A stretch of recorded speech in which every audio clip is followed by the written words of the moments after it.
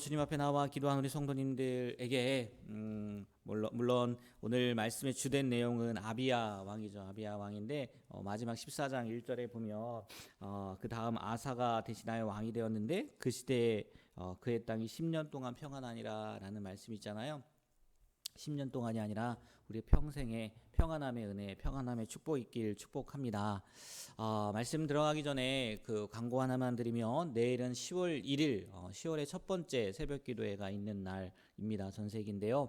오늘 이 자리가 아니라 3층 본당에서 똑같은 시간 5시 30분에 예배 드린다는 것을 기억하고 내일은 이 자리가 아니라 3층에서 뵙도록 하겠습니다. 이제 말씀으로 다시 들어가서요.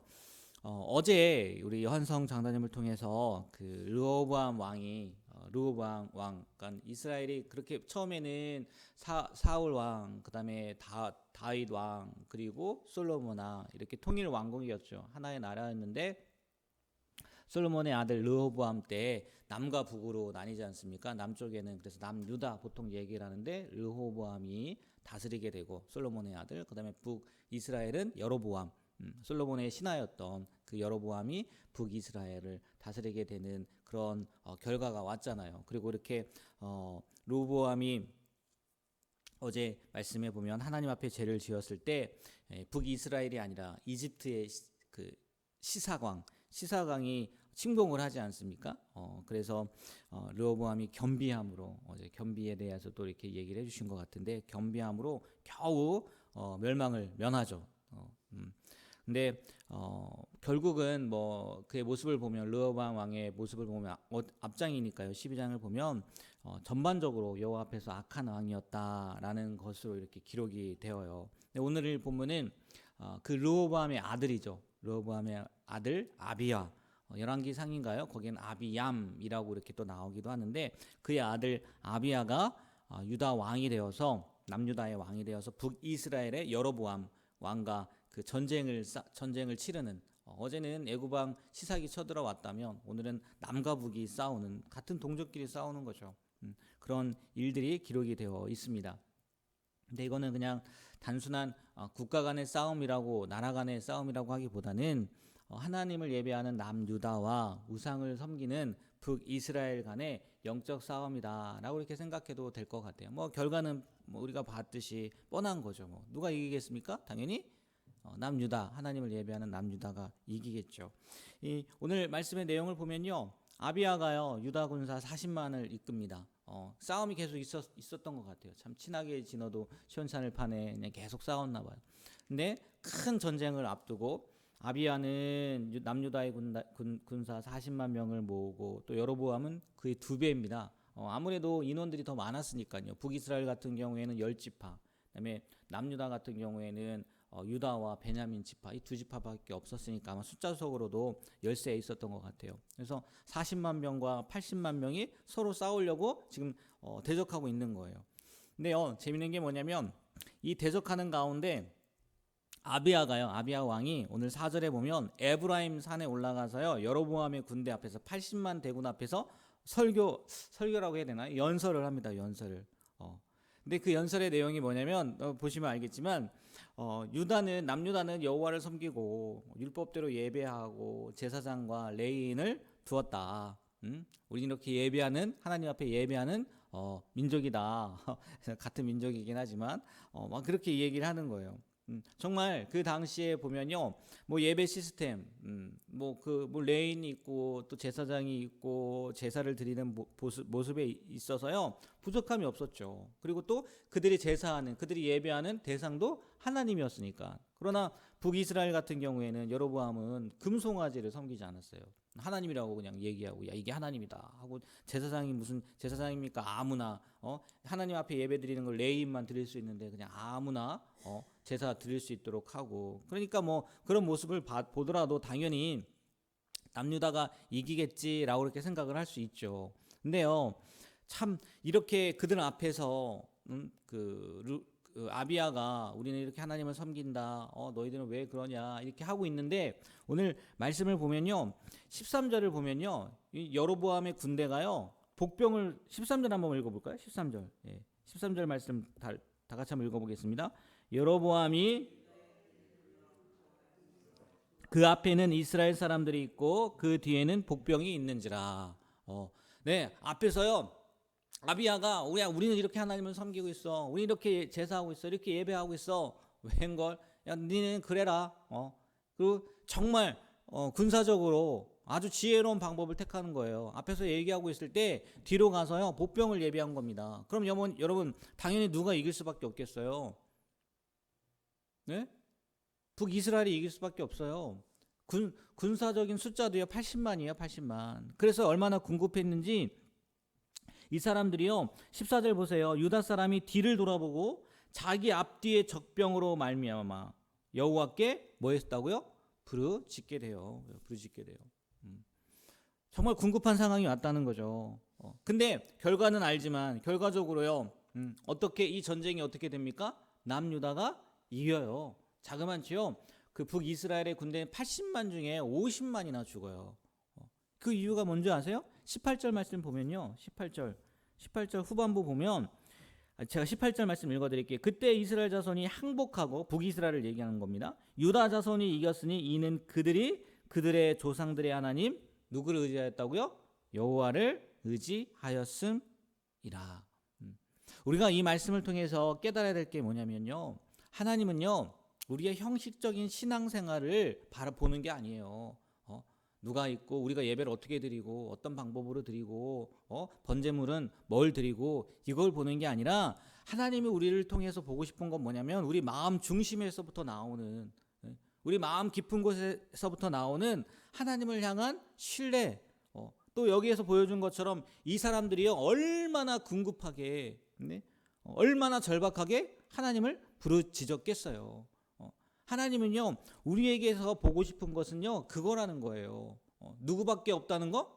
우리에게는 하나님밖에 없습니다. 하나님이 우리의 구원자입니다.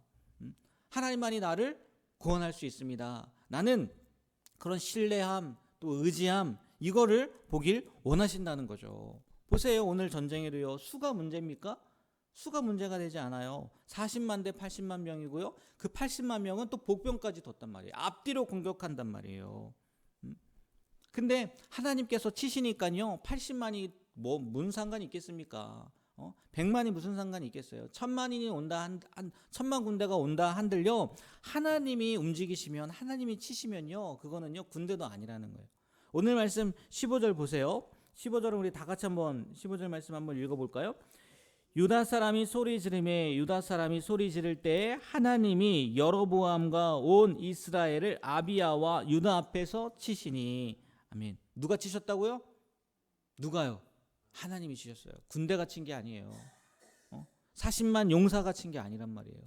그들 앞에서 하나님이 치시니까 그 결과 이스라엘 백성 북이스라엘 군대 50만 명이 죽고요. 남유다는요 땅을요 그 북이스라엘이 차지했던 땅을요 되찾아요.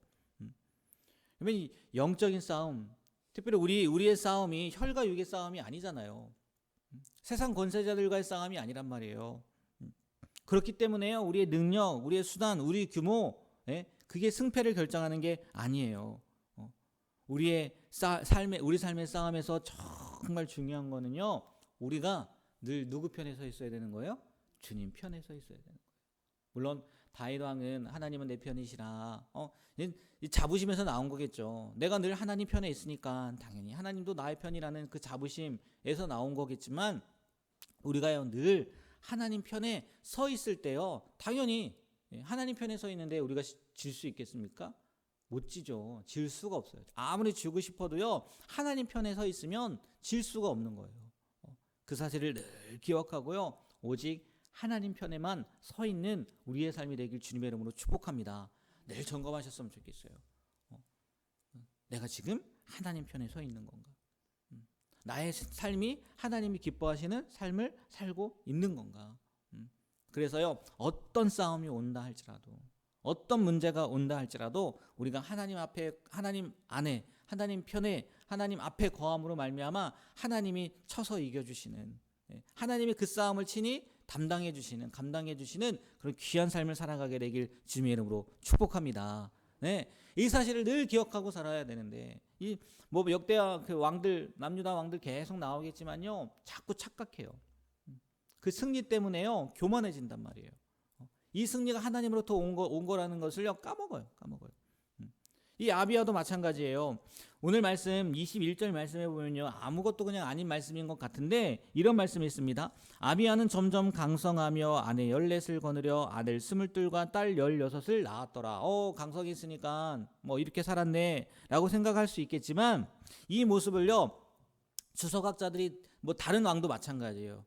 항상 얘기하는 게 뭐냐면 승리 후에도 하나님의 뜻을 따라야 되는데 뭘 추구한 거냐? 세상의 풍요와 쾌락을 추구한 모습이다라고 얘기를 해요. 이 모습들이 그렇다는 거예요. 끝까지 승리했으면 아니 하나님께서 승리를 주셨으면 끝까지 하나님을 의지하고 하나님의 방법대로 살아야 되는데 그거에 취해가지고 세상의 풍요, 세상의 쾌락 이렇게 따른다는 거예요. 아비함의 마지막도 그렇다는 거죠. 우리가요 이 승리한 다음이 더 중요한 거 아니겠습니까? 맞잖아요. 우리가 기억해야 될 게 뭐냐면요 승리 그 자체가요 우리의 목표가 아니에요. 정말 우리의 목표는 뭐예요? 영원한 하늘나라예요. 하나님 나라에서 하나님과 동행하는 거, 하나님 안에 거하는 거란 말이에요. 근데 눈앞의 승리 때문에요 그걸 망각한단 말이에요. 우리의 승리는 우리가 이 땅 가운데서 승리하는 것은 그냥 이 땅의 목표가 아니라 정말 우리가 바라봐야 될 것, 우리가 목표해야 될 것은 영원한 하늘나라고 또 오히려요 그 승리를요 겸손의 기회로 삼았으면 좋겠어요. 겸손의 기회로. 하나님이 하신 거구나. 그래야 되는데 이 아비야처럼 평안함 주셨다고 이제 다 끝났어. 아내도 마음껏 두고 물론 자녀들 낳은 건 좋겠지만 이런 하나님께서 우리에게 주신 것을 망각하는 인생이 되지 않게 되길 주님의 이름으로 축복합니다. 네, 우리의 목표는요 승리가 아니에요. 이 땅 가운데 승리가 아니에요. 하나님 편에 있으면 늘 승리하게 돼 있어요. 우리의 목표는 영원한 하늘나라, 하나님과 동행하는 거, 하나님 품에 거하는 거, 그거를 기억하고요 늘 겸손한 모습으로 하나님 마음에 합당한 삶을 살아가는 우리 모두가 되길 주님의 이름으로 부탁드립니다. 기도하겠습니다. 사랑의 하나님, 오늘 아비야의 전쟁을 통해 우리가 서 있는 곳이 어디인지를 돌아봅니다. 세상의 수와 또 세상의 힘 앞에서 낙심하지 않게 하시고 유일한 승리의 길은 오직 주님을 믿고 신뢰하고 의지하는 것임을 고백하고 나아가게 하여 주시옵소서. 우리 삶의 모든 싸움에서 형식적인 신앙생활을 넘어 전심으로 주님께 부르짖는 용기를 허락해 주옵소서. 또한 승리 후에도 교만하지 않고 우리의 성공이 주님을 더 깊이 섬기는 기회가 되게 하시고 세상의 쾌락에 빠지지 않도록 우리를 붙들어 주시옵소서. 예수님의 이름으로 기도합니다. 아멘.